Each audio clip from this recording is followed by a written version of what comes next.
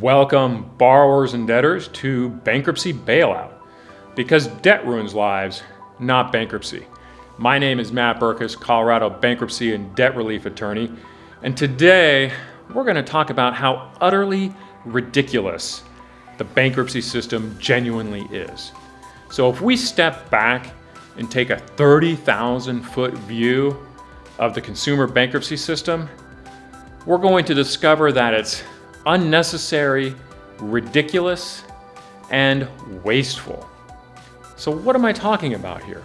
Well, first, we have to understand that bankruptcy is about the value or the character trait of forgiveness, right? You have an unfortunate debtor who needs to get out of debt. They don't have any means to pay back their debt, and bankruptcy is how you go about having that debt forgiven. So bankruptcy is about forgiveness. Now, I certainly understand the correlative obligation that you should try to pay your debts, but you know what? Life doesn't work out for everybody. And people are not genuinely trying to take advantage of the bankruptcy system. I've never come across that in 18 years of doing this work. So I think the problem is that we harbor a false assumption that bankruptcy somehow harms the creditors. Now, that may be true barely in the abstract anymore, but I don't think it's true as a factual matter in our modern society. Because your creditors are large institutions these days with hundreds of billions and trillions of dollars in assets. So they're not harmed by the $70-80 billion that get discharged in bankruptcy every year. Okay? Grandma filing bankruptcy on her $5,000 Chase credit card is not harming JP Morgan Chase. All right? And the other reason I know that creditors aren't harmed by bankruptcy is your mainline institutional creditors are not the ones showing up in bankruptcy to collect the pittance that the bankruptcy system returns, right? So if, Mary Jane files bankruptcy and unloads $50,000 of debt, it's not Wells Fargo, Bank of America, Chase, Citigroup that are coming to get the $5,000 that the trustee recovers. It's debt buyers. It's portfolio recovery services. It's Midland Funding. Because as soon as a debtor files bankruptcy, your mainline creditors close those accounts and immediately sell those debts to debt buyers. And then if you remember from the housing crisis, remember that whole thing about credit default swaps? Those still exist, and they exist in the credit card world, and the medical bill world, and the payday loan world, just like they do with mortgages. So when someone files bankruptcy, the mainline banks are collecting essentially insurance on those debts, and then they're turning around and selling those debts to debt buyers, and it's the debt buyers that show up to try to collect something. Now understand, those debt buyers probably only paid maybe 1 cent on the dollar to 10 cents on the dollars to purchase that debt. So I think to have this discussion and to understand just how ridiculous bankruptcy is, we have to start by dispensing with this false narrative, this false assumption that creditors are harmed by a person filing bankruptcy. It's just not the case. So bankruptcy is about forgiveness. Creditors aren't harmed, so where do we go from that? Well, let's look at some numbers. I have numbers. Okay? So in any given year, right, about 600,000 to 1 million people file Chapter 7 bankruptcy in a given year. The higher numbers are when the economy is not doing so well. Lower numbers when the economy is doing well. All right. On average, the bankruptcy system discharges or eliminates about $60 to $70 billion of debt a year. Now here comes the kicker. Out of those 600,000 to 1 million bankruptcy, Chapter 7 bankruptcies filed, in only 6% of those cases is any money ever recovered to pay something back to creditors. So just 60%. That means 94% of Chapter 7 cases that are filed are what we call no asset cases. And those are cases that get filed. The debtor has nothing that's not protected to pay something back to creditors, and they get their debt forgiveness and go on and become productive, consuming members of society again. All right, so 6% of cases. Now, let's dive a little deeper. How much is actually recovered in bankruptcy? Only $2.5 billion is recovered by the Chapter 7 trustees. Now, again, remember, 60 to 70 billion is being discharged, and they recover 2.5 billion. But that's not the end of the story. Out of that 2.5 billion, 800 million of that goes into the pockets of the trustees. 800 million of that. Do you know how much is actually paid out to unsecured creditors? Only about 525 million goes to unsecured creditors. The rest goes to IRS for back taxes, back child support, and secured creditors. That'd be like mortgage lenders, car lenders, and those type of creditors.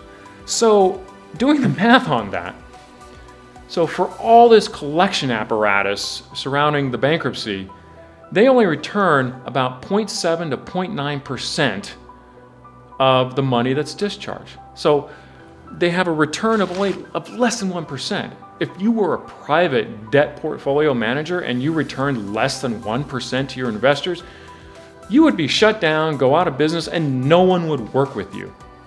Yet, in the bankruptcy system, we have this huge collection apparatus that's designed to squeeze a bit of pittance out of you in order to pay something back to creditors. And so what I mean by that, what is this apparatus? Well, this apparatus starts with the U.S. Trustees Office. Now, the U.S. Trustees are a division of the Department of Justice, and they are essentially the regulators of the bankruptcy system. So think of them like the prosecuting attorneys or the district attorneys. So they regulate or manage the bankruptcy system.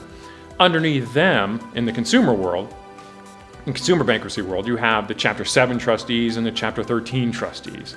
So Chapter 7 trustees are tasked with trying to sell assets to collect some money to return to creditors. So that's that 6% I mentioned earlier, right? So they're the ones that go after, say, Grandma Jane's, $3,000 tax refund, maybe a little bit of money in her bank account, so they can return, $4,000 to the otherwise $40,000 that they're eliminating. That's what the Chapter 7 trustees do, and they get a commission on what they collect.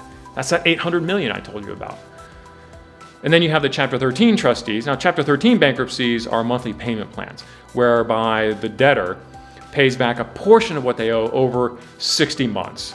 And so it's the Chapter 13 trustees that manage that payment plan. But again, their role is to try to maximize that monthly payment to try to get the most money they can for the creditors. Again, and they get a commission off of what they collect. So the bankruptcy trustees, the Chapter 7, the Chapter 13 trustees are not independent, right? And they each have staff and so forth, and there's this whole apparatus of collection that they have. And then you have the bankruptcy courts on top of that, right? A lot of the bankruptcy court dockets are occupied mostly with Chapter 13 issues and Chapter 11 issues, but you still have, so you have the bankruptcy courts, you got, a handful, if not dozens of Chapter 13 or of trustees of various types in each state trying to squeeze money out of debtors that don't have anything.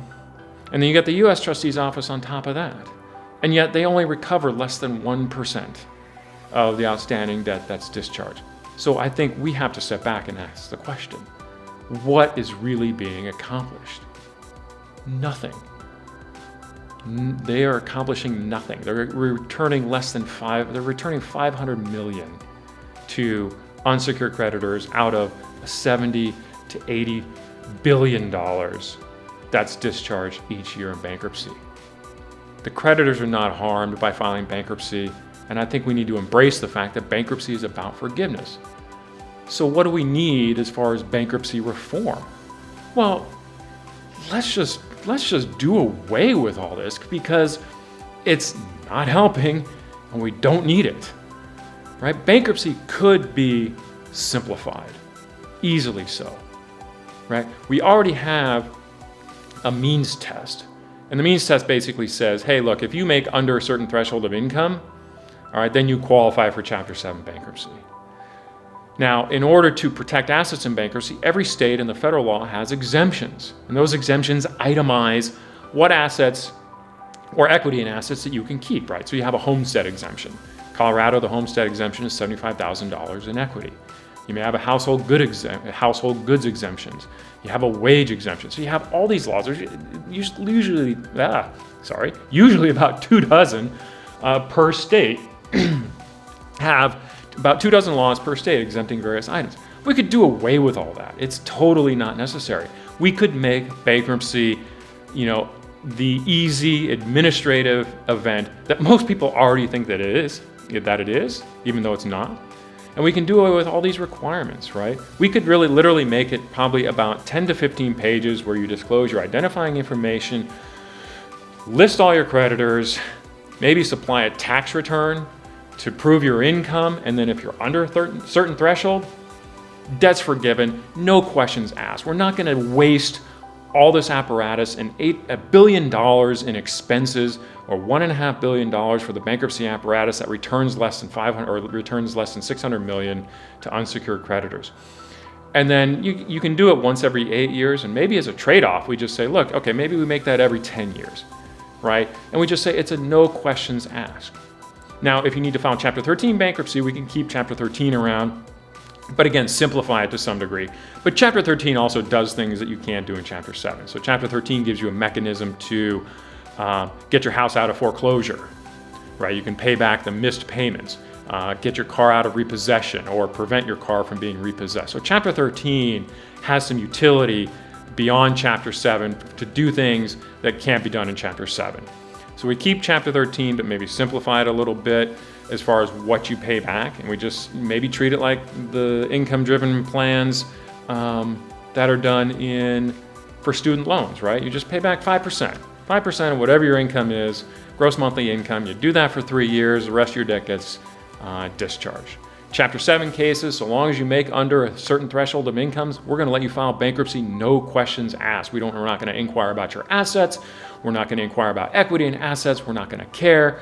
We're just going to give you, say, if your adjusted gross income is under a certain threshold, then you qualify for Chapter 7 bankruptcy, you get your debt eliminated. And that's that. Now, if someone wants to object, maybe we can keep a mechanism in there for doing so.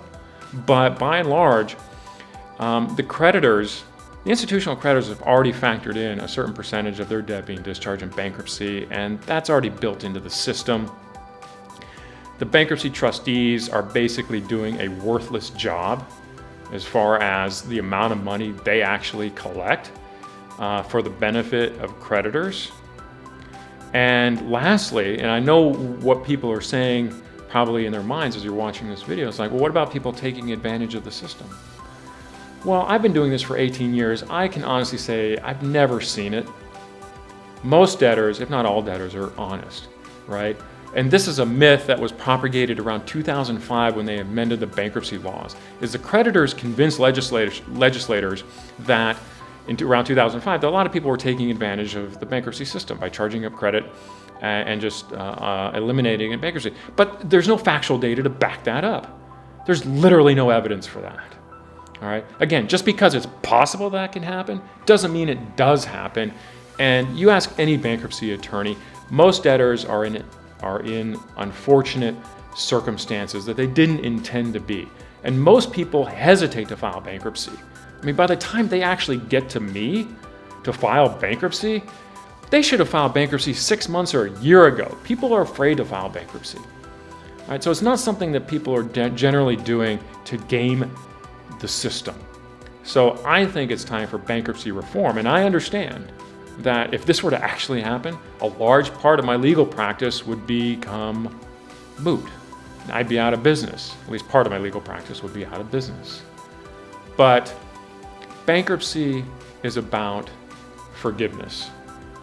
So let's have debtors get the forgiveness that the law entitles to them, essentially no questions asked.